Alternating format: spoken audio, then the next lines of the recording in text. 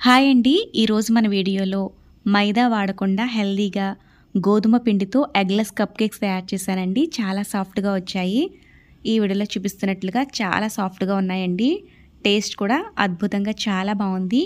ఎలాంటి ఓవెన్లు, బీటర్లు లేకుండా అన్నీ ఇంట్లో ఉన్న వాటితోటే ఈ కేక్‌ని చాలా ఈజీగా తయారు చేసుకోవచ్చు.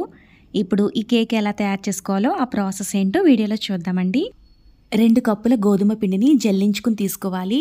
ఇలా తీసుకున్న గోధుమ పిండిలోకి 1/2 టీ స్పూన్ బేకింగ్ సోడా వేసుకుని చిటికెడు ఉప్పు వేసుకుందాం. చిటికెడు ఉప్పు వేసుకోవడం వల్ల కేక్ టేస్ట్ అనేది చాలా బాగుంటుంది.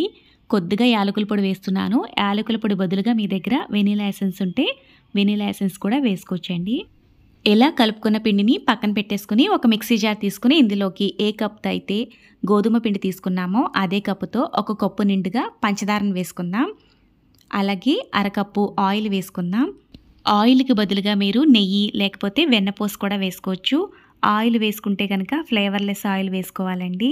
అంటే sunflower oil, rice brown oil అలాంటి ఆయిల్స్ వేసుకోవచ్చు. ఒకసారి మిక్సీ పట్టుకున్న తర్వాత ఇందులోకి 1 కప్పు నిండుగా పాలు వేసుకుని ఈ వీడియోలో చూపిస్తున్నట్లుగా క్రీమీ టెక్స్చర్ వచ్చే వరకు మిక్సీ పట్టుకోవాలి. 4-5 నిమిషాల పాటు నాకు టైం పట్టిందండి ఇలా క్రీమీలా అవ్వడం కోసం. ఇప్పుడు ఇలా మిక్సీ పట్టుకున్న ఈ షుగర్ మిల్క్ని మిక్సింగ్ బౌల్లోకి వేసుకుని ఒకసారి అంతా కలిసేలా కలుపుకుందాం. ఇందులోకి ఎక్స్ట్రా ఇంకో 3/4 కప్పు వరకు పాలు పడతాయి.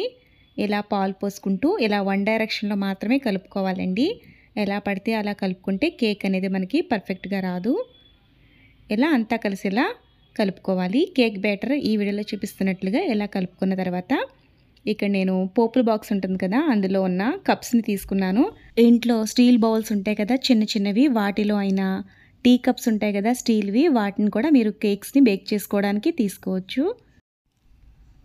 ఆయిల్ కానీ కొంచెం ఘీ కానీ అప్లై చేసుకున్న తర్వాత ఇలా కొంచెం గోధుమ పిండి వేసుకుని కోట్ చేసుకుంటే కేక్ అనేది మనకి ఈజీగా సెపరేట్ అయిపోతుంది. ఇప్పుడు మనం రెడీ చేసి పెట్టుకున్న కేక్ మిక్స్ని ఈ కప్స్లో వేసేసుకుందాం. ఇలా ఏదైనా సేవండి గిన్నె తీసుకుని ఇందులోకి ఒక ప్లేట్ వేసుకుని ముందుగా ఈ గిన్నెని ప్రీహీట్ చేసుకోవాలి. ఇలా ముందుగా వేడి చేసుకోవడం వల్ల కేక్ అనేది మనకి పర్ఫెక్ట్గా బేక్ అవుతుంది. ఇలా 5-6 నిమిషాలు వేడి చేసుకున్న తర్వాత మనం ప్రిపేర్ చేసి పెట్టుకున్న కేక్ కప్స్ని ఇందులో పెట్టేసుకుని స్టవ్ని మీడియం టు లో ఫ్లేమ్లో పెట్టుకుని 20 నుంచి 25 నిమిషాల పాటు వీటిని బేక్ చేసుకోవాలి.